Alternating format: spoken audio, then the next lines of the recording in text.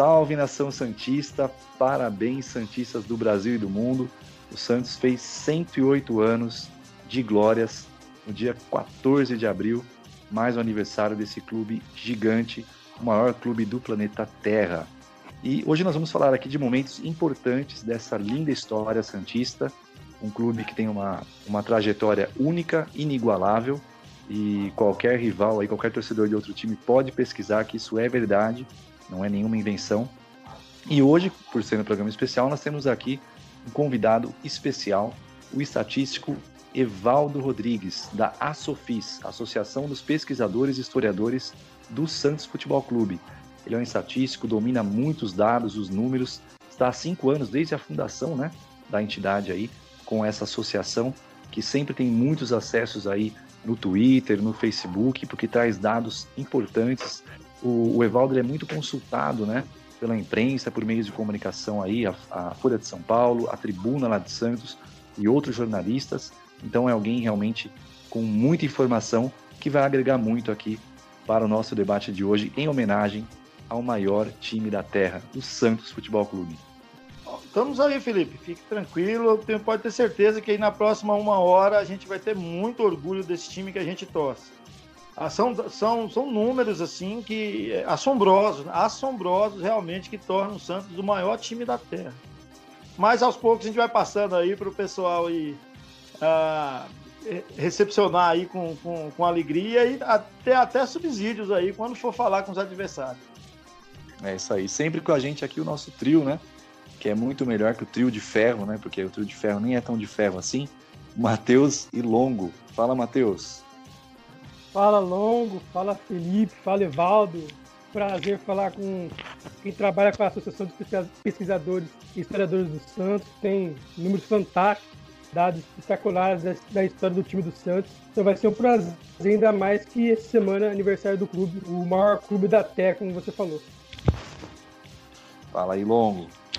Felipe, Matheus, Evaldo, agradecer pela presença, né? É um prazer ter você aqui com a gente, é um prazer ter sua presença para fortalecer ainda mais o nosso podcast do Peixão.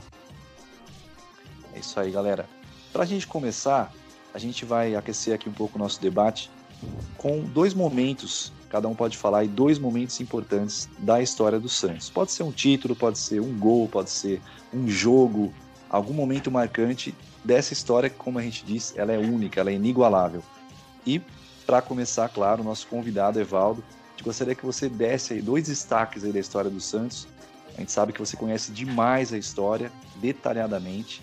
A gente queria que você começasse a brindar os santistas que nos ouvem aí, nessa semana tão importante para o clube, em que o Santos completou 108 anos no dia 14.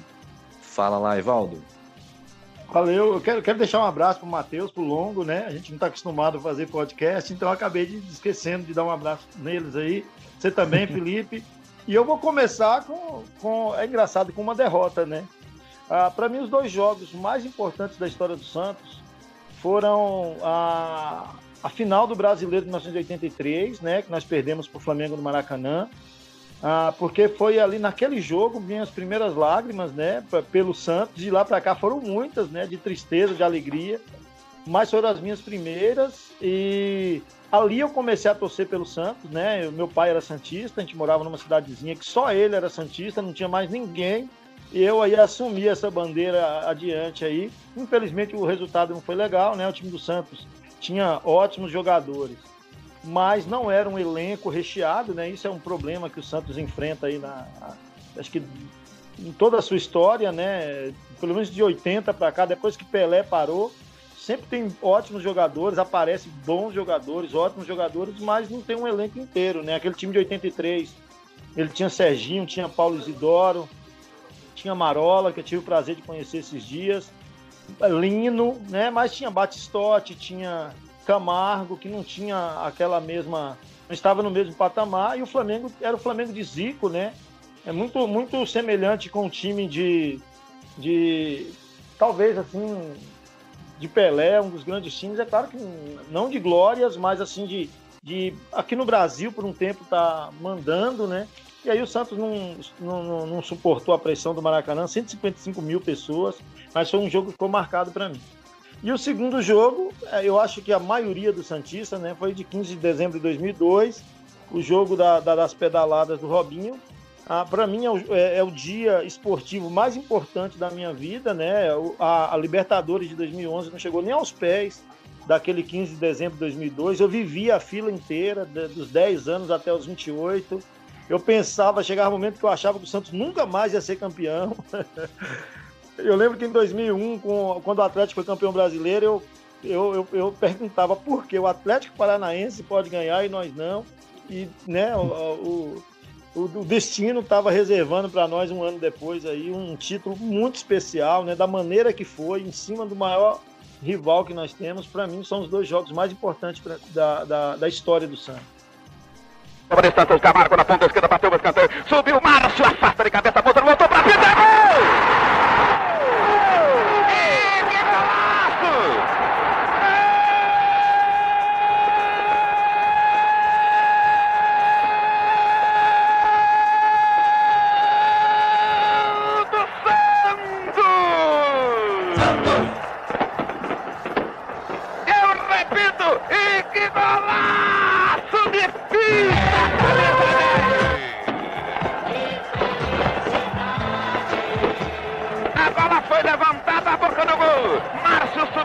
Com isso confundiu toda a defesa do Flamengo, que rebateu, mas a bola sobrou a meia altura da meia esquerda, pedindo me chuta, e Pita chutou com uma vontade incrível, uma fé inabalável.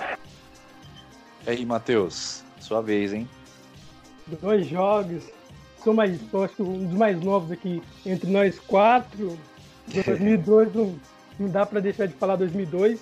Curioso que eu lembro muito pouco daquela campanha do Santos, de memória. Lógico, depois eu procurei, eu li livros, assisti no YouTube, mas eu lembro muito pouco daquela campanha de memória, porque eu só tinha 5 anos de idade, sou de 97, mas ficou na minha cabeça as 8 pedaladas do Robinho.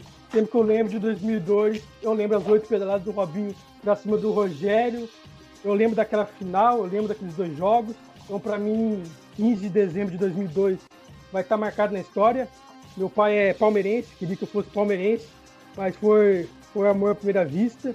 Desde lá eu virei santista, até hoje sou Santos e vai ser até morrer. Então 2002 vai estar sempre marcado para mim na história. Eu não vivi o passado de fila, né? O Santos ficou mais de 10 anos sem conquistar nada, né?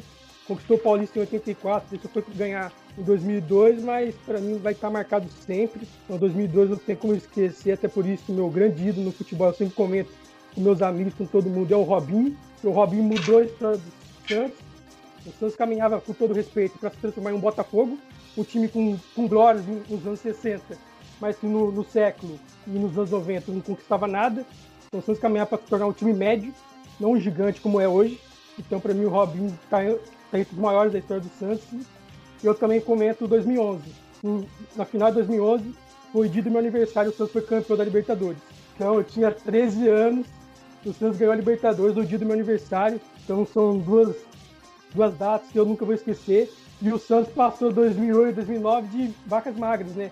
Então 2010, 2011, a gente não imaginava que o Santos ia conseguir voltar aos seus grandes momentos. Então 2011 também fica marcado para mim. E aí, Longo? Bom, eu acho que não tem como eu não seguir o Evaldo e o Matheus sobre o campeonato de 2002. É um campeonato que, assim como o Matheus, eu lembro pouco, porque eu acredito que eu sou o mais novo daqui. Eu tenho 22 anos. Mas foi graças ao campeonato de 2002 que eu me tornei santista. Meu pai, assim como o do Matheus, é palmeirense. Quando eu nasci, meu pai comprou a camisa do Palmeiras para mim. Foi lá no Palestra Itália, comprou na loja oficial do clube. E só que daí, assistindo... Minha família inteira sempre gostou de futebol. Minha mãe também gosta de futebol bastante. E assistindo aos jogos em 2002, assim, meu pai conta que eu falei para ele, quando eu assisti o Robinho e o Diego, chegou um dia eu falei assim, pai, eu vou ser santista.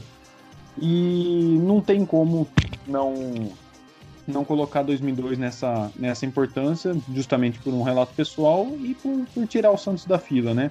O Santos que passava por dificuldades, o Santos que não quando montou um elenco estrelado, não ganhou nada. Mas daí quando aposta no seu DNA dos meninos da Vila, dá certo, né? Rende, ganha o título de 2002 em cima do nosso maior rival. Então, para mim, esse é o primeiro momento marcante. E o segundo momento marcante eu me arrepio até hoje com a Libertadores de 2011. Mas eu acho que a gente só conquista a Libertadores em 2011 por conta do Paulistão de 2010. Se não tivesse aquele título, talvez, de 2010, o time estaria desacreditado, talvez o time ficasse com uma fama de quase, algo do tipo. Então eu acho que o Paulistão de 2010, com a geração do Neymar começando a se consolidar no Santos, com a pitada do Robinho novamente, então eu coloco o 2010 também como o segundo momento marcante, aquele Paulistão em cima do Santo André, com a bola na trave aos 43 minutos do segundo tempo, que também quase tirou o título do Santos ali.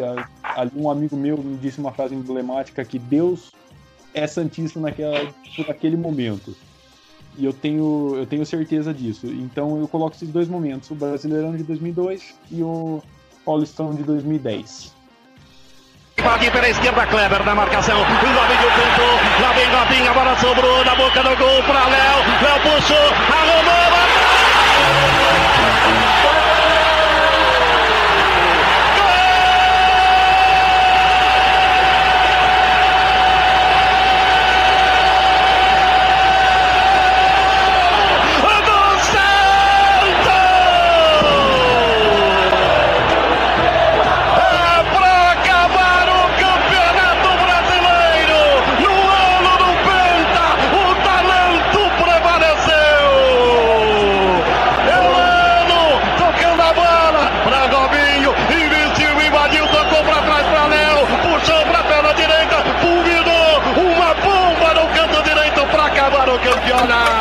para acabar o campeonato com um jogo memorável, uma vitória do talento, uma vitória do futebol do Brasil.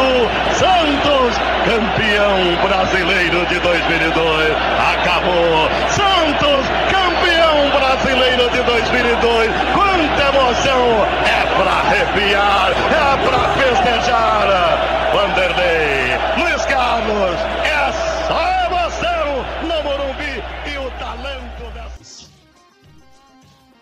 Bom, gente, agora minha vez. É complicado, né, escolher só dois momentos, porque o Santos teve tantos momentos incríveis, né? Alguns que eu vivi, presenciei mais a fundo, outros que eu era mais novo, né? Tenho 31 anos, e outros momentos que são lá atrás. Meu pai viu o Pelé jogar, né? Meu pai é santista muito, muito, muito roxo. Eu acho que não tem como fugir de 2002 também, né? Foi um momento que foram dois jogos. Eu lembro, por exemplo, que no primeiro jogo eu estava na casa do meu primo, corintiano, com familiares dele corintianos, só eu santista ali, bem no jogo com ele. E quando o Santos faz o segundo gol, né, com o Renatinho, eu lembro que eu dou um grito na sala, assim, né? E fica aquela reação, assim, estranha, né? Todo mundo, nossa, mas que é isso, né? E o meu primo ali, corintiano, do lado. Mas foi um momento incrível. E a final, né? 15 de dezembro, eu até lembro que eu escrevi uma crônica uns anos atrás, doce 15, né? Como foi doce aquele 15 de dezembro de 2002. Porque realmente ali, o Santos, ele... naquele momento que toma a virada, né? Não teve como, né? Meu irmão ficou bem para baixo, eu chorei, né? E eu lembro também de anos anteriores em que o Santos bateu na trave, né? 2000 na final do Paulistão, 2001 contra o Corinthians na semifinal do Paulistão. Nem fala. Então, e aquilo tudo veio à memória, né? Então, quando o Santos toma a virada, depois de fazer um começo daquele jeito, com aquelas pedaladas que são eternas, né? Que os corintianos odeiam, mas são eternas. Quando o Santos começa daquele jeito, faz 1-0 e logo, né, e depois parece que meio que abre mão ali do seu estilo e tal, deixa o Corinthians crescer um pouco, toma a virada, aquilo realmente, eu já comecei a pensar, putz, será que de novo a gente vai, né, como o pessoal zoava muito, né, vai morrer na praia, né, o Santos vai morrer na praia de novo. E realmente aquele jogo, aquele gol do Elano é o momento para mim do jogo, né? O segundo gol ali, quando o Santos empata, depois de uma jogada incrível do Robinho pela direita. Ali o título era nosso mesmo. E foi incrível, né? Porque aí depois que o Santos toma a virada, o Santos volta a jogar como o Santos, né? Volta a jogar para frente, volta a jogar para fazer aquela história acontecer. E aí, depois do segundo gol, no final do jogo, vem aquele gol do Léo para coroar, né? Então o Santos sofreu um pouquinho ali quando o Leão saiu, parece que o time perdeu um pouquinho ali o comando, perdeu um pouquinho abriu mão do seu estilo, e quando voltou ao seu estilo, fez aquela história linda. Eu lembro muito das imagens, santistas chorando, né? E muita gente chorando, porque realmente era o renascimento de um gigante, né? E um outro momento esse foi um momento 2002, as finais, um outro momento que eu coloco aqui, acho que é 95, né?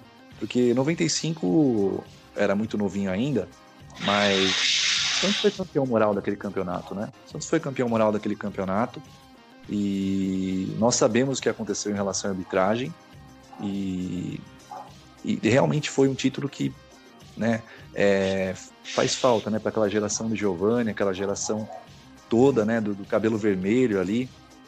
Então, mas mostrou ali realmente como o Santos é incrível, né? Aquele Pacaembu ali vibrando, e naquela semifinal contra o Fluminense, e logo depois, infelizmente, houve tudo aquilo na final, mas aquele jogo contra o Fluminense, né?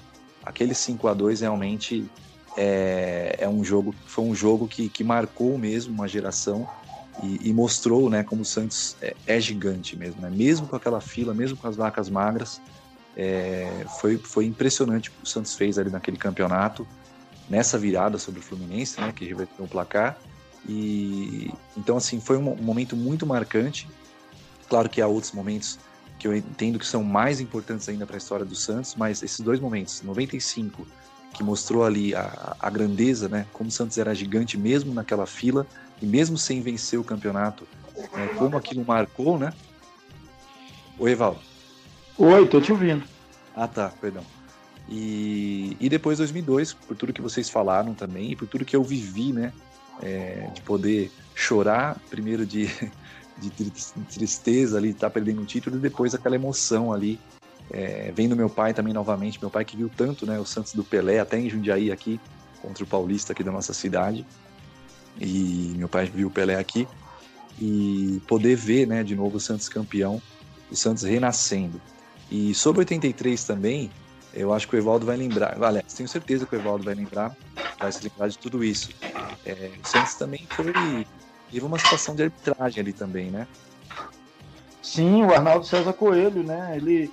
Um lance bizarro, que ele deu dois toques dentro da área num pênalti escandaloso. Eu não lembro agora se Pita ou João Paulo partiu ali pelo lado esquerdo, entrou na área de um Manguito, Marinho, parece, um zagueirão do Flamengo, era cada enxadada uma minhoca, levantou, e aí o Arnaldo César Coelho, 155 mil pessoas, ali estava 1-0 pro Santos, 1-0 pro Flamengo.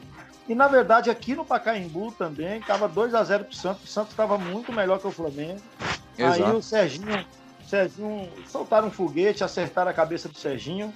Aí o Serginho saiu, ficou do lado de fora ali, os jogadores tensos e tudo. Nesse tempo aí o Flamengo fez um gol. Se vai para o Rio com 2-0, né? Havia uma chance bem maior de tentar o título, mas... Meus queridos amigos de todo mundo, eu digo de todo mundo porque eu quero que todos os esportistas do mundo saibam que o Santos Futebol Clube está fazendo 108 aniversário. E eu faço parte disso mais da metade. Me honra muito ter sido um dos vencedores do Santos Futebol Clube. Porque o Santos Futebol Clube foi o time que mais promoveu o nosso país, mais promoveu o Brasil em todo o mundo. E hoje eu agradeço a Deus de poder estar aqui para agradecer a todos aqueles que nos apoiavam no campo e todos aqueles que até hoje ainda amam o Santos. E o Santos Futebol Clube é um time que é o maior promotor do nosso país, do Brasil. Viva o Santos Futebol Clube!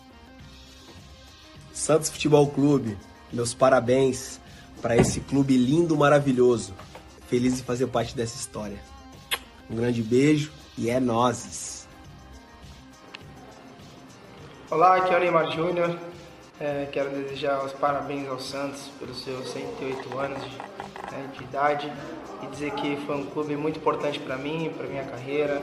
É um clube no qual eu sou completamente apaixonado, sou torcedor e desde pequeno criado nas categorias de base, então foi muito especial para mim. Então, Santos, parabéns, vida longa, tamo junto e muito orgulho de fazer parte do Manto Sagrado. Um abraço.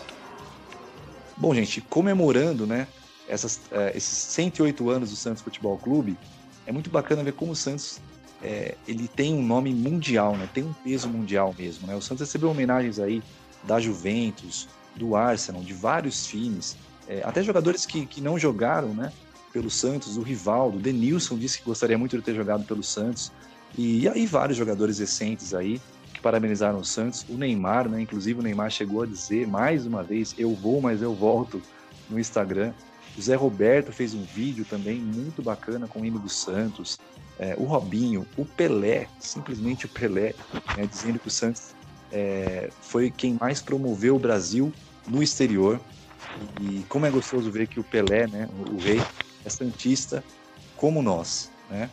E essas homenagens todas mostram, né, evidenciam mesmo a grandeza do Santos, né? Realmente mostram como o Santos tem uma história muito linda que vem lá de trás, mas que recentemente também o Santos conseguiu recuperar isso bem e tá forte, né? Diga, Matheus. É muito bacana ver tantos jogadores dando parabéns pro Santos. O Denilson, né, para quem não conhece muito o Denilson era tipo um Robinho, né? Muito habilidoso, então uma pena que ele nunca teve jogado no Santos. O Denilson no auge ia aprontar alguma no ataque do Santos, que ele é um cara muito parecido, né, com o Neymar, com o Robinho, com esse jogador que a gente gosta. O Zé Roberto, que jogou no Palmeiras, que trabalha hoje no Palmeiras, jogou no Palmeiras, mas lembrou do Santos. O do Dracena, que eu sou muito fã do Dracena, ele jogou no Corinthians, ele jogou no Palmeiras, mas sempre respeitou demais o Santos. O Diego não lembrou, mas não faz falta não, deixa ele lá no Flamengo. O Gabigol lembrou, então, muito bacana. O Neymar teve alguns aniversários do Santos que o Neymar meio que ignorou, porque o Modesto entrou na justiça contra o Neymar por causa da venda aquela venda mal aplicada para o Barcelona. Mas o Pérez vem fazendo um trabalho de reaproximação com o Neymar, e o Neymar também lembrou, foi bacana. Não sei se ele um dia vai voltar para o Santos, mas foi bacana ele lembrar, ter essa gratidão. O Robinho também foi muito bacana, porque o Robinho é um dos maiores jogadores para mim da história do Santos. Eu acho que a gente fazer uma seleção de todos os tempos, talvez tenha que colocar o Robinho. Então, foi muito bacana mesmo. O Robinho, tomara que volte no Santos em junho, julho. Então, foi muito bonito ver como o Santos é respeitado, como o Santos tem uma história rica, uma história mundialmente conhecida, que poucos clubes brasileiros têm. Inclusive a própria FIFA, né? A FIFA fez uma citação lá, dizendo que muitos reconhecem, entendem aquele Santos de 60 como o maior time que já existiu, o maior time já formado, já montado, né? Que, aliás, eu concordo com isso. O melhor ataque de todos os tempos e o melhor time de todos os tempos. E acho até que o Evaldo pode falar também disso, né? De como aquele time do Santos 60 era incrível, né, Evaldo? Felipe. Oi. Posso fazer uma pergunta pro Evaldo? Pode. Evaldo, o Robinho ou o Neymar, vocês têm esses números? Quem é mais vitorioso em jogos contra o Corinthians? Os maiores artilheiros do Santos contra o Corinthians nessa década, nesse século, é Ricardo Oliveira com 6 gols, Elano com 5, André Balada, Gabriel, Neymar, Renatinho e Robinho com 4 gols cada um. Isso só nesse século. Então, nesse século, os que mais fizeram gols em cima do trio de lata da capital é o Neymar e o Ricardo Oliveira, né? Eles fizeram 20 gols cada um. O Ricardo Oliveira também fazia muito gol nos caras, né? Teve um ano que teve 2015, o Ricardo Oliveira fez 7 gols no São Paulo, me parece que 5 no Corinthians, 5 no Palmeiras e 4 no Corinthians. É muito gol em clássico, né? E fez muita falta quando saiu. Pessoal, eu tinha conversado com o Odir Cunha, né? Logo quando o Pérez começou, né? e o Pérez queria tirar o Ricardo Oliveira por uma questão política, por causa dos problemas com que o Ricardo Oliveira é muito ligado ao Modesto. E aí acabou tirando o Ricardo Oliveira, depois quis contratar novamente, é estranho, né? Não quis 2 anos, mas assim, para mim o Ricardo Oliveira fez muita falta quando saiu, né? O ano passado nós fomos eliminados no Pacaembu pelo Corinthians, eu lembro que o Sanches e o Soteldo e o Derlis cruzaram umas 8 bolas na área, 9 bolas, não tinha ninguém para cabecear, tinha o Soteldo, né? Quando não era o Soteldo que cruzava, tinha o Soteldo para cabecear. Se o Ricardo Oliveira tá ali, no mínimo um ele fazia, né? Com mais um do Gustavo Henrique, a gente tinha passado. O Ricardo Oliveira foi outro que fazia muito gol em clássico, né? Contra o Palmeiras, Corinthians, São Paulo. Tenho saudade do Ricardo Oliveira até hoje. O Neymar ele é o 13º maior artilheiro da história do Santos. Tem 138 gols. A gente fala, puxa, 13º, 138. Se o Neymar jogasse no Grêmio, por exemplo, ele seria o 3º maior artilheiro da história do Grêmio. E no Santos ele é o 13º. O Robinho é o 18º com 111. O Ricardo Oliveira é o 26º com 92. E o Gabigol, né, o Gabriel, 28º com 84. Eu acredito que desses aí, o Robinho e o Neymar joguem novamente no Santos. Eu acho muito difícil que o Gabigol não jogue. E como eu falei para vocês, outro dado interessante, os 3 primeiros, né, que é Pelé, Pepe e Coutinho. Pelé, 1.091 gols, Pepe, 402, Coutinho, 368.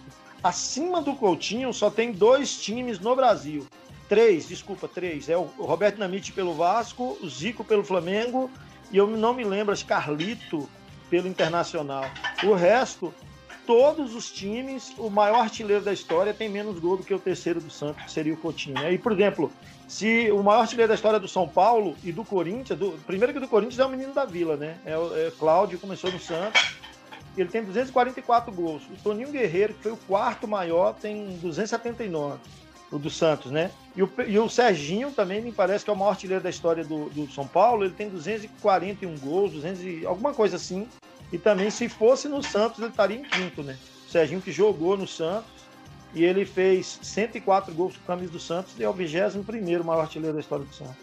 Evaldo. Oi. Você sabe que o Pelé não conta, né? A história que o Pepe fala. O Pepe é o maior artilheiro, que o Pelé é fora de série, não é humano. Então o maior artilheiro do Santos é o Pepe. Cadê o Longo? O Longo tá por aí, Longo? Eu tô por aqui. Eu falo demais, né? Vocês ficam dando corda. O Pelé... Não, mas é isso mesmo. Não. Ele tem um recorde mundial, vários recordes mundiais, mas um que eu acho muito interessante é que nenhum jogador no mundo fez tantos gols no mesmo adversário quanto o Pelé fez. Pelé fez justamente contra o Corinthians, né? Pelé fez 50 gols no Corinthians, é um recorde mundial. Nem Messi contra algum time lá da Espanha, isso aí é pesquisa mesmo, não tem. De time, a não ser assim, né? De pelada, time de 3ª, 4ª, 5ª divisão, mas time profissional de 1ª divisão é um recorde mundial. Entre vários que o Pelé tem, né? E ainda há quem discuta, né? O reinado de Pelé no futebol. Pelé não tem como discutir, né? Quem conhece um mínimo de futebol, de história de futebol, ele não tem como colocar o Pelé, ele é o concurso, né? Se ele for colocar um 2º, ou 3º, ou 4º, tem que ser bem abaixo dele. Coutinho pelo miolo, tem Durval pela ponta, faz a volta para o lado de Coutinho, levando e enganando bem a Clóvis. Tem um ponteiro livre, vai sozinho, quer ir para a boca do gol.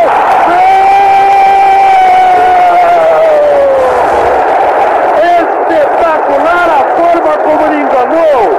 Mas Jair Marinho foi o último homem que tentou fazer a cobertura, provocando aplausos de toda a torcida de Maracanã.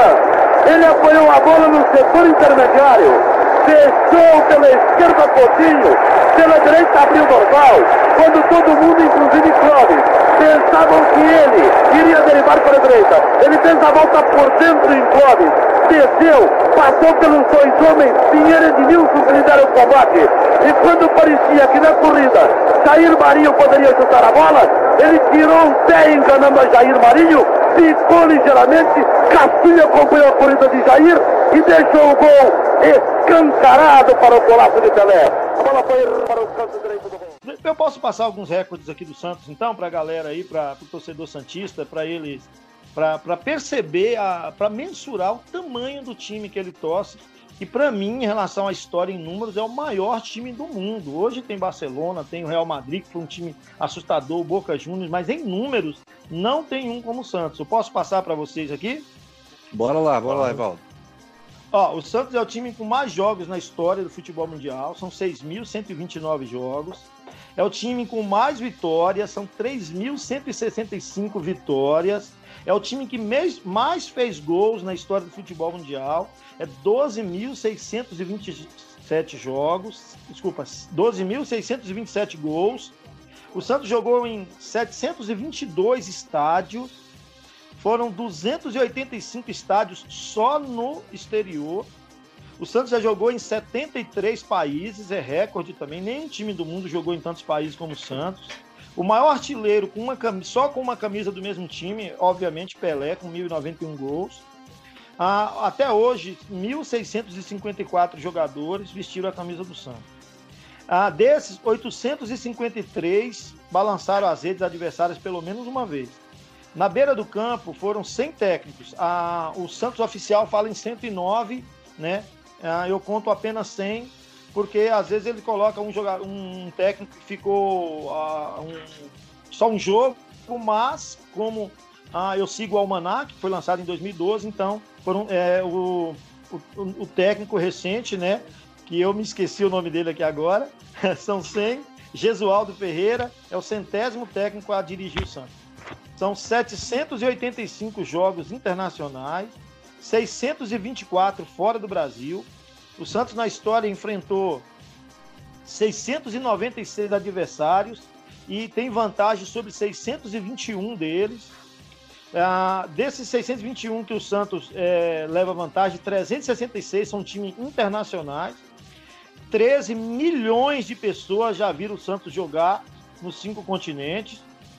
O Santos esteve em excursão fora do país por 1.431 dias em sua história.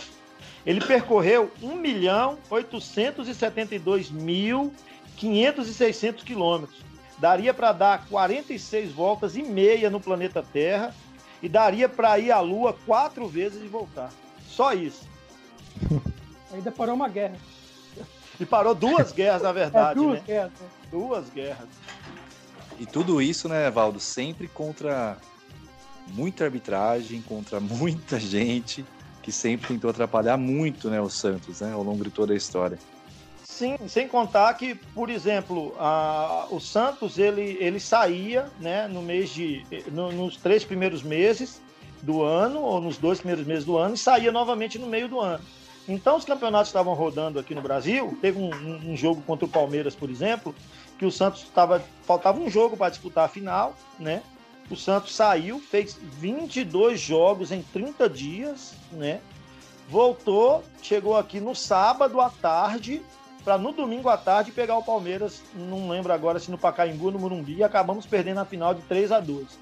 Ou seja, nos dias como é hoje tratado o futebol, né, que não pode jogar, tem que jogar 72 horas antes, o jogador tem que se fosse nos dias de hoje, então, muitos títulos, né, o Santos poderia ter a mais aí, e não teve teve o de 95, que já foi citado aqui contra o Botafogo.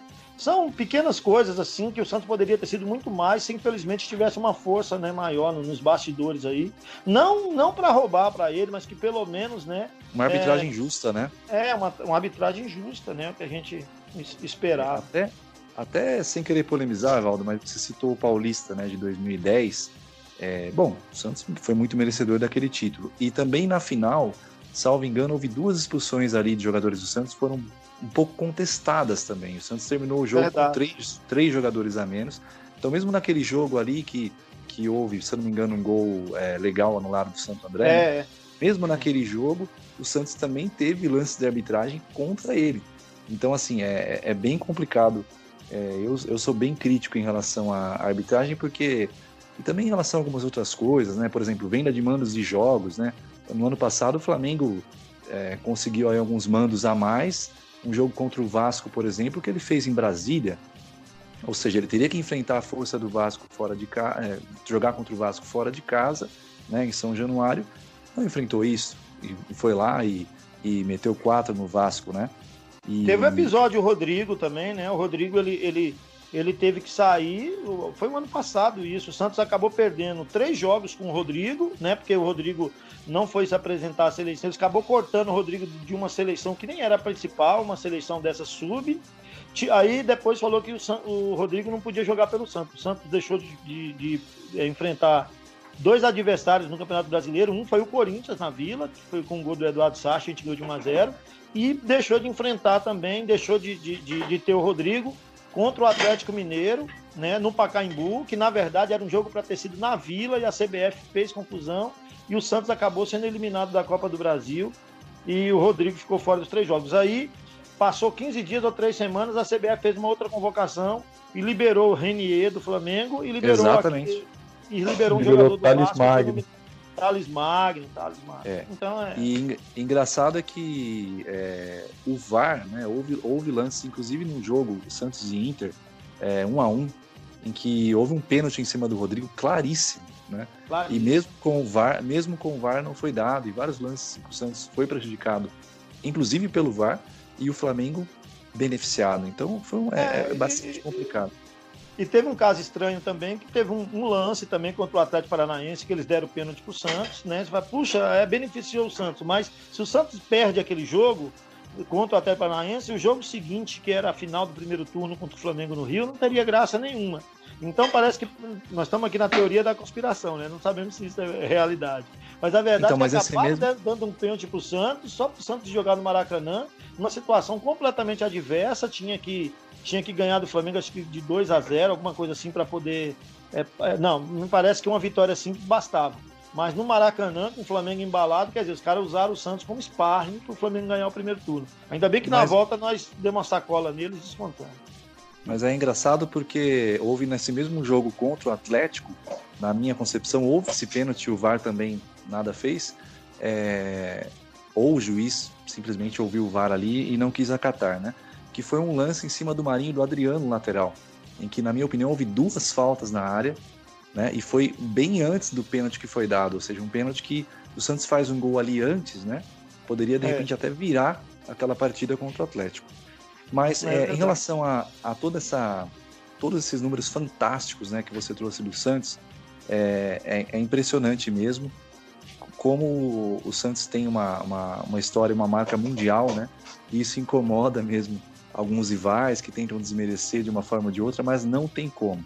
E a gente vive um momento agora, né, 2020 aí, com essa crise aí da pandemia, o futebol parado, e o Santos vive uma situação, né, assim como outros times do Brasil, não é exclusividade do Peixe, mas uma situação financeira um pouco complicada. Nós temos aí, até levantei isso, até a noite do dia 15, 24.796 sócios.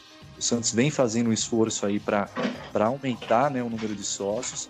O Santos tem tido algumas dificuldades também para honrar direitos de imagem, algumas situações que precisa resolver, a situação do próprio Kleber Reis, né? E, enfim, o Santos vive uma situação, chega aos seus 108 anos com muitas glórias, com muita tradição, com muitos títulos, apesar de péssimas administrações que teve também ao longo da história. E hoje eu quero saber de vocês, qual que é essa perspectiva? Nós temos um trabalho do Gesualdo aí que começou, né, mas foi interrompido por conta de toda essa situação de precaução que tem que existir mesmo, né, para proteger os jogadores, proteger todo mundo envolvido no futebol. Mas o Santos tem um trabalho que ele ainda é um pouco contestado do Gesualdo, né? E tem essa situação financeira também.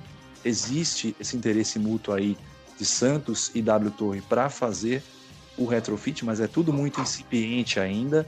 E eu quero saber um pouco de vocês aí, como que o Santos pode se manter com toda essa grandeza, com todo esse protagonismo que a gente sabe que ele já teve, na maior parte da sua história ele teve esse protagonismo, né?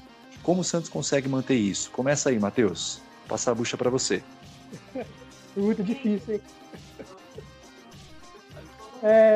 O Santos não conquista nada de relevante, né? Desde 2011.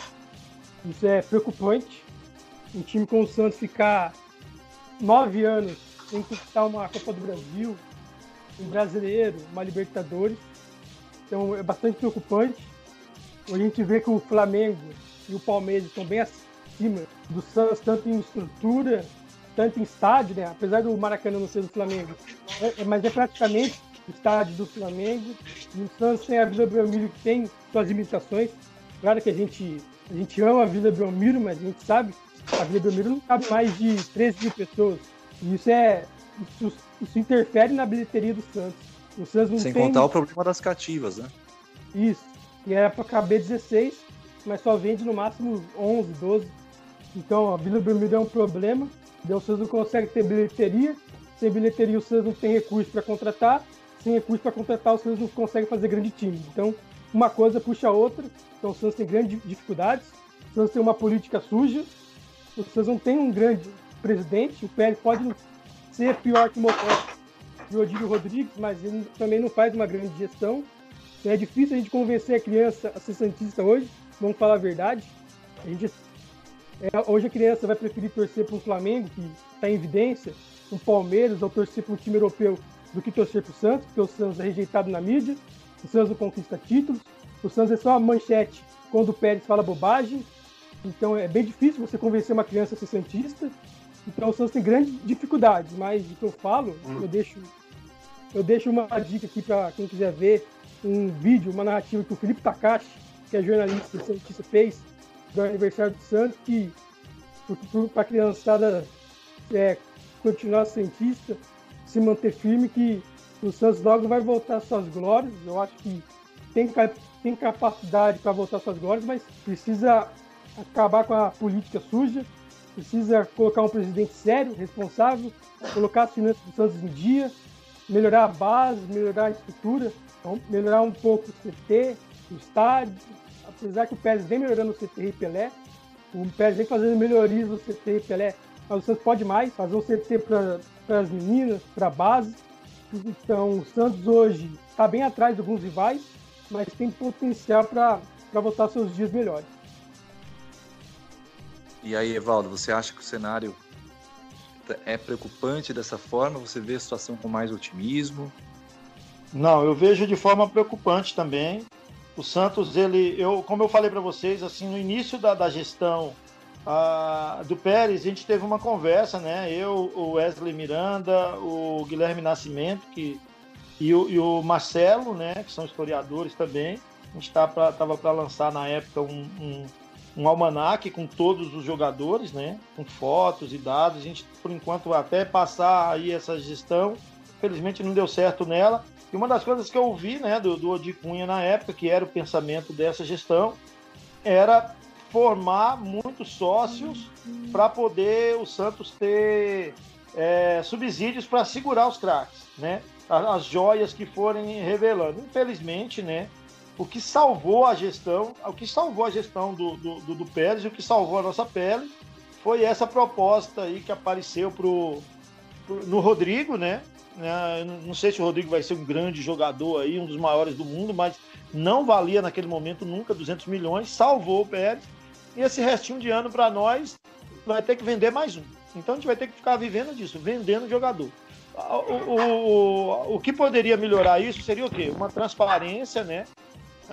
Um presidente transparente, um presidente que realmente trouxesse a mídia para o lado do Santos, né? Porque infelizmente, como nosso amigo falou, o Matheus, a gente só vê o Santos na mídia quando o Pérez fala bobagem. O Pérez, o que ele escreve de manhã não sustenta a tarde, isso é difícil, né? É difícil você ver 8, 10 pessoas profissionais, todo mundo batendo na mesma tecla, que o cara mente, é complicado, né? E aí fica difícil alguma coisa nesse sentido.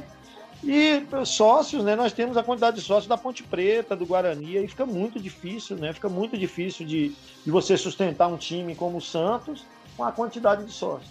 O que precisava é justamente o torcedor confiar na presidência. Nós estamos vindo aí de 3 presidentes péssimos, né? Desde o Odílio, depois o Modesto, agora o Pérez, muito abaixo da média. O Pérez, a única coisa boa que eu vejo no Pérez é que ele não deu boi, né? Não deu mole para empresários, né? Empresários era a farra do boi lá na Vila, e com ele mudou um pouco, mas eu também a gente não sabe. E aí, por causa disso que eu acabei de falar, eu vou ser bem, você perguntou se eu estaria animado ou desanimado, pessimista ou otimista.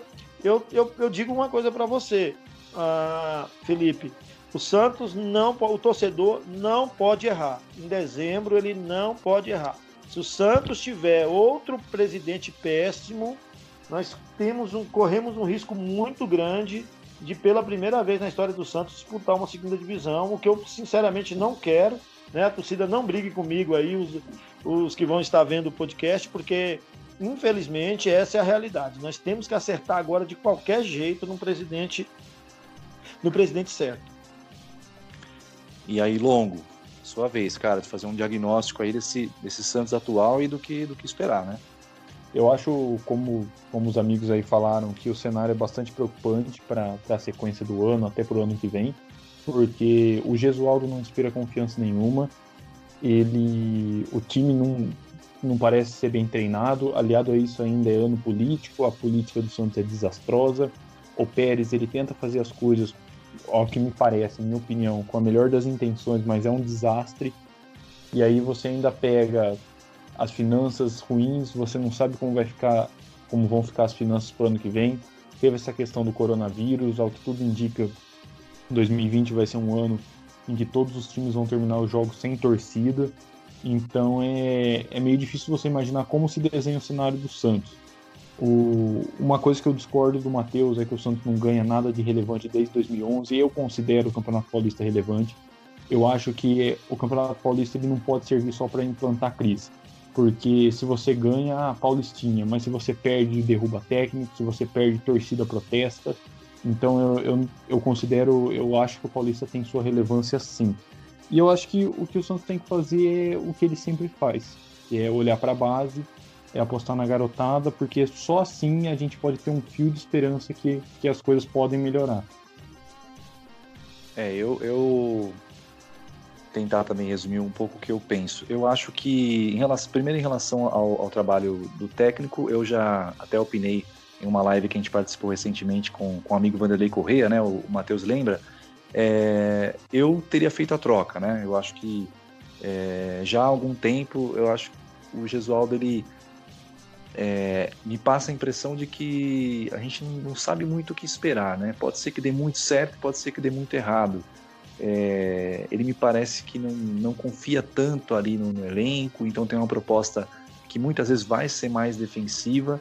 Isso me preocupa porque não é a identidade do Santos, não é a característica inclusive do próprio elenco, né? Ser um time muito reativo, muito retrancado. Então eu particularmente também teria feito essa troca, teria buscado um outro nome já há algum tempo, e agora, ao que tudo indica, ele vai continuar, né? E a gente sempre quer ver o Santos bem, independentemente do técnico, independentemente do presidente, né? Mas eu teria feito essa troca em relação ao Gesualdo. Me preocupam também a demora em algumas definições, né? Por exemplo, a situação do Veríssimo. O Santos tinha ali um acordo para renovar praticamente automaticamente ali o contrato do Luiz Felipe e do Veríssimo se eles não fossem negociados na última janela internacional. A janela, né, se fechou, o Santos não vendeu nenhum dos dois jogadores, o Luiz Felipe renovou o contrato, e com o Veríssimo alguma coisa ali não tá conseguindo ser formalizada, ser finalizada para essa renovação, por exemplo. Então, algumas situações o Santos, me parece que ele protela muito, né? O Pérez acaba protelando ali. Existe um lado que eu acho muito importante, que é evitar essas comissões para empresários. Eu acho que isso tem que realmente partir do jogador. Eu acho que o Santos não tem que fazer pagamento de comissões, então nesse ponto o Pérez acerta. Acho que também acerta quando faz um esforço para que o Santos possa modernizar a Vila Belmiro, para que o Santos possa ter ali um bulevar, possa ter algumas lojas ali para angariar renda também, porque eu acho que isso deu um ruído aí. Porque eu acho que isso é um caminho importante para que o Santos tenha também mais uma fonte de receita, e acho que o Pérez também ali acabou dando uma carta branca muito grande ali para o Sampaoli. O Santos gastou ali bastante, né? Por exemplo, a situação do Cueva, né? poderia ter visto, né, referências, poderia ter pesquisado um pouco mais e ter barrado ali. Eu sei que o São Paulo ele fez uma pressão para o Santos trazer o jogador, mas pecou também, o Santos acabou pisando muito ali no acelerador, gastando muito, né, e acaba entrando naquele ciclo vicioso, né? Faz esse gasto desordenado, o Santos entra numa situação de complicação financeira, também tem tido essa dificuldade para ter o patrocinador master. A questão dos sócios, acho que esse número aqui é um número realmente muito baixo, né? O Evaldo disse bem, não dá para o Santos, com a grandeza dele, com a camisa que ele tem, o Santos ter esse número de sócios. Produtos licenciados é outro gargalo também, acho que o Santos precisa melhorar nesse ponto, e eu acho que no final do ano a gente vai ter que pesar bem, como o Evaldo disse, vamos ter que... o Santista não pode errar, né? Então a gente vai ter que pesquisar muito as propostas dos candidatos. Acho que o candidato que priorizar as melhoras estruturais, né, e a questão da base, realmente investir cada vez mais na base, que é o grande ativo do Santos. O Santos ele forma mesmo seus talentos em casa, e o Evaldo pode confirmar isso. A maior parte dos times do Santos que foi vencedora tinha talentos revelados em casa, né? Claro. Então o Santos esse é um ativo muito grande do clube. Não dá para o Santos deixar isso, e a própria gestão Pérez em algum momento ali, não falo pela questão dos títulos, porque o principal na base realmente é você revelar. Os títulos são importantes, ajudam a amadurecer o jogador, mas o principal é que o Santos continue fazendo um bom trabalho ali de garimpo, de trazer os jogadores do futsal, né? Trazer os jogadores nas várias escolinhas aí espalhadas pelo Brasil e até fora do Brasil. Mas em algum momento também eu senti que o Pérez ele deixou essa parte um pouco ali, não teve um foco tão grande quanto deveria na parte da base. Eu acho que o Santos precisa investir muito nisso, precisa investir muito no trabalho de conquistar essa nova geração, né? Fazer o trabalho nas escolas, mostrar, né, o Santos para essa molecada, para que o Santos possa também conquistar essa nova geração, porque o Santos tem ativos, o Santos tem uma história muito bonita, o Santos tem uma marca muito ligada à juventude, e é possível sim o Santos trazer, tem os times da moda, tem o Flamengo aí que está com muito dinheiro, tem o Palmeiras também, que eu acho que gasta muito mal, inclusive o dinheiro que tem, né? O Palmeiras gasta muito mal, tem os times da moda, sim, mas o Santos tem algo que os outros não têm, que é a história, que é o Pelé, os patrimônios que o Santos tem, todos esses números aí que o Evaldo trouxe. Então, eu acho que, tentando resumir, que eu até acabei me alongando um pouco, eu acho que no final do ano a gente tem que pesar muito isso, ver aquele candidato que realmente vai priorizar a base, priorizar o que o Santos tem de melhor, para que o Santos consiga aumentar as receitas, né, fazer um plano de sócios realmente interessante para quem mora longe. A gente vê quantas reclamações não há de quem mora longe. Olha, mas eu não tenho nenhum benefício. Olha, eu gostaria de ajudar, mas que faça um plano aí, R$10 a R$10, não sei, algo nesse sentido, mas de forma fixa, né? Um plano assim para que o sócio, a pessoa lá de longe consiga contribuir também, mesmo sabendo que ela não vai ver jogos em loco. E também, uma coisa que eu acho importante é o Santos trabalhar. O Santos é um dos poucos clubes, né? O Evaldo com certeza sabe disso, que tem representatividade mínima em todos os estados do Brasil, né? Tem torcida em todos os estados do Brasil. Então o Santos tem que explorar isso também, explorar o interior de São Paulo. Sobre o Campeonato Paulista, até para finalizar a minha parte aqui, eu acho que realmente é um título importante, eu acho que é o estadual mais forte do Brasil. É claro que faz falta o Santos ter um brasileiro, né? Eu comemorei em 2002, comemorei em 2004, faz falta sim aquele gostinho de ser campeão brasileiro, faz falta ser campeão novamente de uma Libertadores, apesar de que o Santos também teve muitas situações complicadas, aquela situação do Santos, né, que o Santos foi punido e o River Plate não foi punido no mesmo ano, 2018, depois do ano passado, tudo que aconteceu no Brasileiro, né? Então é sempre complicado porque o Santos sempre acaba enfrentando ali, o Santos não tem uma arbitragem justas em muitas competições, isso complica muito, muitas vezes em competições niveladas isso acaba atrapalhando muito o Santos. E em relação à mídia também, realmente eu vejo que existe um clubismo, né? O Santos não tem um espaço na mídia, então quanto mais o Santos puder gerar notícias positivas, quanto mais o Pérez puder, por exemplo, é complicado porque a gente vê que ele acaba falando às vezes coisas, expondo situações que não precisa expor. Isso gera mesmo uma repercussão, né? O Santos já tem pouco espaço e às vezes esse pouco espaço é de forma negativa. Então, realmente, é uma situação complicada. Não acho a gestão do Pérez tão ruim.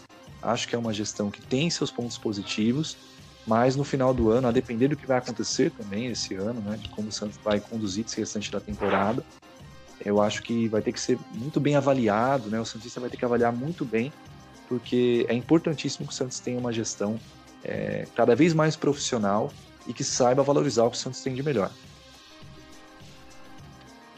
Ô Felipe. Diga. Eu não falei sobre o Gesualdo, né? Eu acho que o Gesualdo não tem um pingo de culpa. Não, eu acho que é muito pouco tempo. Às vezes me assusta. Contra o Delfim na Vila, eu não vi o Santos bagunçado, jogando mal assim, há muitos anos, igual jogou aquele jogo contra o Delfim. Isso me assusta. De repente o Santos cai de produção. Eu penso sempre nos clássicos, né? E a gente toma uma goleada histórica, é pior do que perder um título, muito pior, porque o pessoal não esquece pro resto da vida. Mas, puxa, vamos analisar, né? Tiraram vários jogadores do Gesualdo. A gente fala muito de menino da Vila, ele tem dado muitas oportunidades para os meninos, né? Nós não estamos com uma safra muito boa, mas ele tem dado oportunidade. O problema maior do Santos, Felipe, tentar ser bem rápido aqui, é que assim, o Santos não tem um plano de carreira para os jovens. O Santos pega um jovem, por exemplo, o Neymar foi até grato com o Santos, né? Porque ele, desde os 13 anos de idade, que o pai do Neymar e a mãe do Neymar ganhava 60 mil reais do Santos. Desde quando o Neymar tinha 10 anos, se eu não estiver enganado. O Neymar assinou o primeiro contrato e ele ficou, né? Quis ficar lá, ainda que ele praticamente, o Laô vendeu a alma para ele, mas ele ficou, deu títulos para o Santos, beleza. Mas tem situações de jogadores que o Santos paga 3, 4 anos de salário para eles, pouco salário, mas paga, né? 10 mil, 15 mil reais.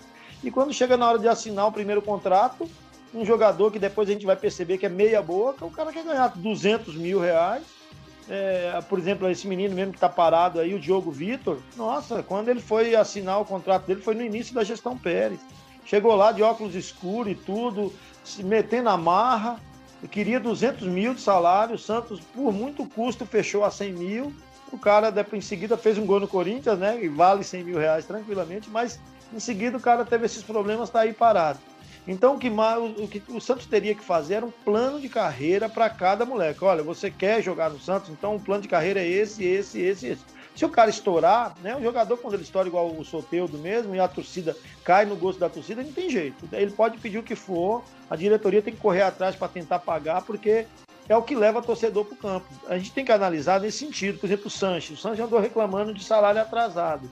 Tem que pagar, você tem que fazer o que foi pagar, porque eu tenho coragem de sair da minha casa para ir no Pacaembu ou na Vila Belmiro ver o Sanches jogar. Agora, você sai da tua casa para ir no Pacaembu, para ver, sei lá, o Luiz Felipe jogar. Então, assim, ele vai compor elenco, mas ele não é aquele jogador que vale a pena você pagar o que ele está pedindo, porque ele não leva o jogador para o estádio. Oi, pode falar. Não, falar de jogador que não vale a pena pagar para ir no estádio, Jean Mota. Jean Mota, nossa, rapaz, o pessoal falou qual o jogador que você mais criticou na história do Santos. Eu tenho a impressão que é o Jean Mota. E olha que ele de lateral esquerdo, ele andou jogando bem alguns jogos lá, 2016 e tudo. Mas hoje é terrível. Você sai de casa para ver Jean Mota jogar? Não sai. Então, um cara desse vai pedir 200 mil de salário? Não vou pagar 200 mil. Agora, hoje, por exemplo, o caso do Santos, você sabe que jogador internacional, se ele estiver recebendo em dia, ele raspa, como diz, o queixo no chão. Ele faz de tudo pelo time, ele dá um sangue. Você atrasou 15 dias, ele começa a fazer corpo mole. Quando ele sai lá, Equador, Argentina, para esses lugares para vir jogar aqui no Brasil, eles vêm só pelo dinheiro, ele não tem nenhuma ligação com o time, com o futebol brasileiro, com nada. Então esses caras, você tem que ter um dinheiro em caixa para pagar. Pagando para esses caras, eles vão jogar muito. Por que logo no início do contrato deles, no ano passado, eles jogaram pra caramba? O Santos começou aí, eu fiz até um levantamento aí, porque o Jean Mota fez 7 gols nos primeiros 7 jogos do Campeonato Paulista. Aí pediram para eu fazer um levantamento, né? E como historiador do Santos é desanimador, porque vai chegar uma hora, quando chegou na época do Pelé, eu falei, caramba, aí Pelé tinha feito 14 jogos, 14 gols em 7 jogos. Falei, puxa, vai bater. Quando eu fui ver em 1927, a gente conversou ontem, né, Felipe? O jogador chamado Feitiço, que vocês devem ter ouvido falar do Feitiço. Claro, nos primeiros 7 jogos de 1927, o cara fez 36 gols. Então, nada no Santos que você for procurar, para os jogadores novos, né, você vai conseguir um dado novo. Mas o ano passado o Santos começou muito bem, e os jogadores internacionais jogando muito bem. Por quê? Porque estava acabando de chegar, estava tudo em dia. Começou a atrasar, já era. E o problema do Santos é esse. O Santos ele vive com um déficit. O Santos no ano passado estava tendo, o Ademir Quintino até falou algumas vezes aí, o Santos estava tendo um déficit mensal de 10 milhões de reais. Sabe o que é isso? É no final do ano você está devendo 120 milhões. E o que foi que aconteceu com a vinda do Gesualdo? Que o comitê gestor fez, vai ter que diminuir aí pelo menos 5 milhões. Por isso que teve que dispensar Vanderlei, Vitor Ferraz, Cueva, aquele Brian Ruiz não conseguiu, esse centroavante que é o segundo maior centroavante da história do Santos. O Cueva se autodispensou, né? É sim. E o menino, o novo aí, como eu esqueci o nome dele, o centroavante que não faz aí. Uribe. Sabia que o Uribe é o segundo maior centroavante da história a ter o número 9 sem fazer gols? São 13 jogos ou 14, agora eu não me lembro correto aqui, eu posso confirmar. E o maior artilheiro, sem fazer gol, se chamava Edmar, jogou até no Corinthians, não sei se vocês lembram, o pai de vocês deve lembrar. Veio para o Santos no final da década de 80 e jogou 19 jogos com o nome do Santos e não conseguiu fazer um gol. E agora o Uribe está chegando ali. Mas o Uribe era uma aposta, né? Então, assim, o que está acontecendo? O Santos tem que dispensar esses medalhões e ter uma renda em cima daquilo que ele pode pagar, diminuir pelo menos de uns 10 milhões para uns 5, 4 milhões de déficit anual. Aí tem que aparecer uma joia, o Santos vende aquela joia, paga as dívidas antigas e nós ficamos falando, mas cadê o dinheiro de não sei quem? Cadê o dinheiro de não sei quem? É porque já gastou, nós já estamos gastando o dinheiro de alguém que vai ser vendido daqui a um ano. Esse é o maior problema do Santos. O Santos tinha que sanear tudo isso. E como é que saneia tudo isso? Um patrocínio master na camisa. E a segunda coisa é sócios, né? O Internacional tem 100 mil sócios. O Flamengo parece que tem mais de 80 mil. Todos os times têm mais de 80. O Santos tem 20. Aí fica difícil, né? Só 2 pontos para finalizar. Primeiro, em relação ao Sanches, né? Eu vejo no Sanches uma identificação. Acho que ele criou isso com o tempo e até ontem mesmo no vídeo ele disse, né? O clube do meu coração. Eu vejo que ele realmente... Ele até chegou a dizer que o Santos é o maior time da América, né? Recentemente. Sanches, ele tem 87 jogos, né? Então aí já cria um certo... Sim, já são praticamente 2 anos. Já conhece bem a história. Já disse que quer também participar, estar gravado na história de alguma forma, assim como ele vê os grandes craques do passado, né? E sobre o Gesualdo, eu acho que ainda não deu liga, né? Ainda não passa aquela confiança. Mas já que o Santos preferiu manter, né? Vamos continuar torcendo aí, mas eu confesso que eu tenho bastante receio de que não vai dar certo. Felipe. Oi. Vou dar uma parte que fala um pouco do Gesualdo.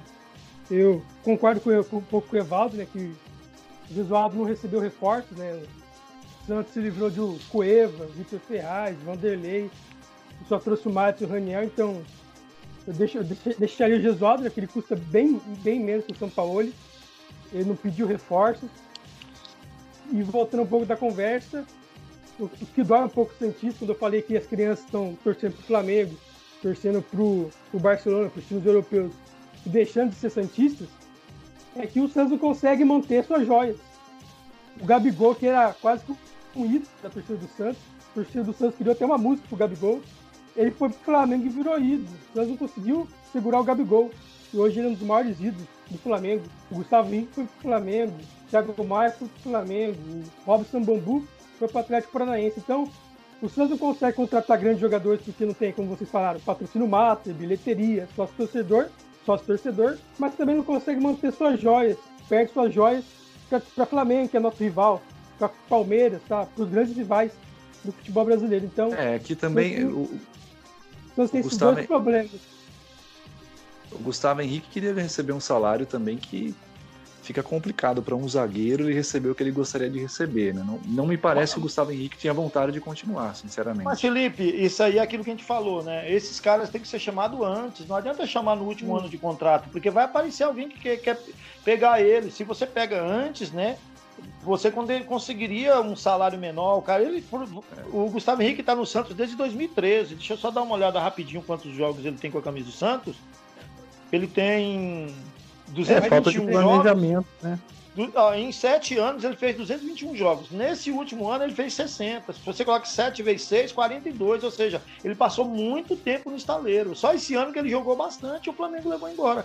E outra coisa também, você falou do Sanches. O Sanches, se ele fizer mais 3 gols, ele já entra para a história do Santos como o maior estrangeiro artilheiro da história do Santos. E entra também nos 100 maiores artilheiros. Lembrando que... mas 100, Evaldo. Né? Lembrando que o Santos é o time que mais tem gols na história do futebol mundial. É engraçado que o Santos tem... é o maior artilheiro estrangeiro? É o Copete, com 26 gols. Ele é o 99º maior artilheiro da história do Santos. E é engraçado que o Santos tem toda essa tradição goleadora, né? E a gente vê, por exemplo, quando o Corinthians ele faz uma goleada, já tem aquela comemoração como se fosse um título, né? Já o Santos tem toda uma tradição goleadora e o DNA ofensivo realmente é a nossa identidade, né? Só apenas sobre o Gabigol, para encerrar, eu acho que a situação do Gabigol, o pacote Gabigol era um pouco caro, né? É que depois o Santos acabou contratando Cueva, contratando Uribe também.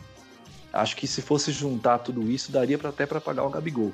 Mas o pacote era caro, ele era da Inter de Milão também. Então eu acho que seria difícil o Santos manter o Gabigol, porque o pacote ficaria caro, né? O salário que ele recebia metade do Santos e metade da Inter. Depois a Inter não aceitou mais pagar a metade.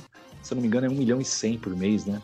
Então... O que eu falo é mais do torcedor, né? O torcedor viu o Gabigol surgir no Santos. Sim, no sim. ano seguinte ele tá no Flamengo e ganha tudo no Flamengo. Eu falo mais do sentimento do torcedor. Entendi. Gente, algo a mais a acrescentar aí? O programa rendeu bastante, hein? Deu pra gente falar bastante aí. Eu falo muito, assunto, né? Você falou de goleadas, ô Felipe. O Santos ele tem 559 goleadas acima de 5 gols. Um dos times que mais tem goleadas no mundo, certamente, né, Evaldo? 559, né? Não dá para saber o restante, né? Mas 559 goleadas é muita goleada. O Santos tem outro dado interessante: 109 jogadores fizeram hat-trick com a camisa do Santos. No mínimo 3 gols. Agora eu quero ver se vocês são bons mesmo. Chuta quantos hat-trick Pelé fez na carreira. Nossa, olha... Esse é um teste difícil, hein? 39? Cadê o... Fala aí, Matheus.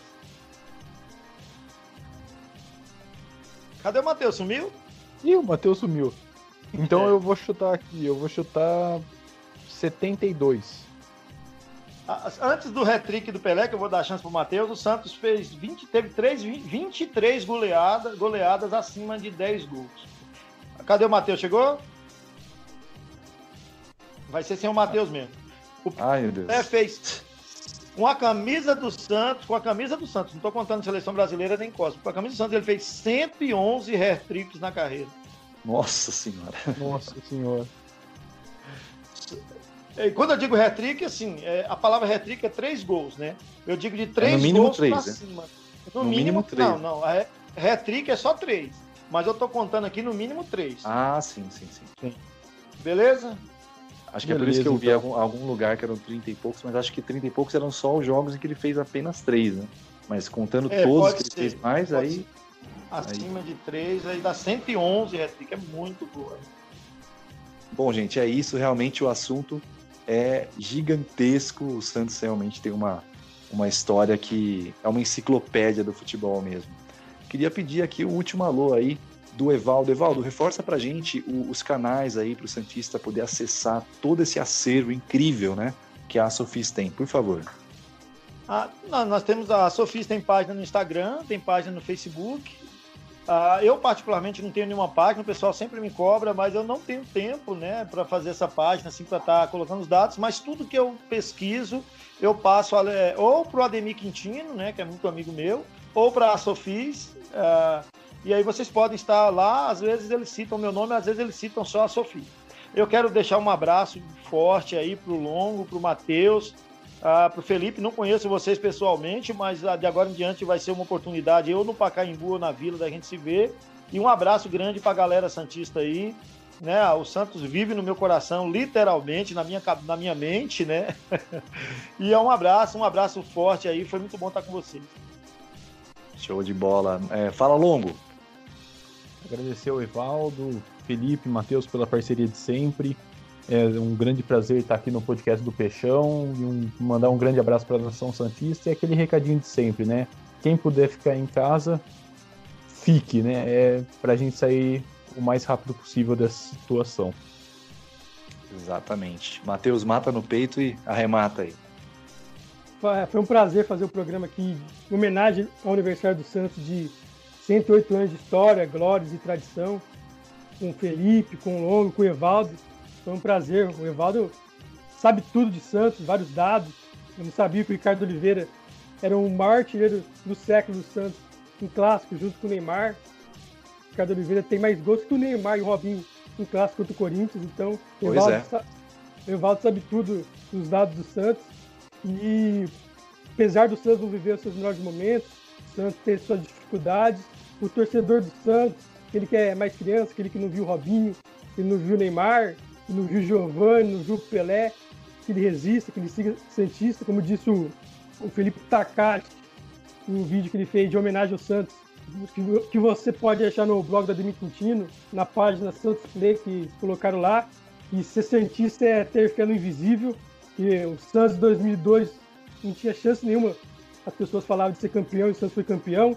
Em 2010 ninguém dava muita bola para o Santos e o Santos foi campeão. Então ser santista é ter fé no invisível, que dias melhores vão vir para o clube. E vocês continuar a seguir a gente no Twitter, no Instagram, que é Podcast do Peixão, que a gente está colocando todo o nosso conteúdo lá. Fiquem bem, se cuidem do coronavírus, lavem bem as mãos, que tudo isso vai passar e a gente vai poder voltar a viver como antes. Um abraço, galera. Bom, é isso. Também quero agradecer aqui ao Evaldo. Foi um prazer, Evaldo, ter aqui todo o seu conhecimento e as suas informações.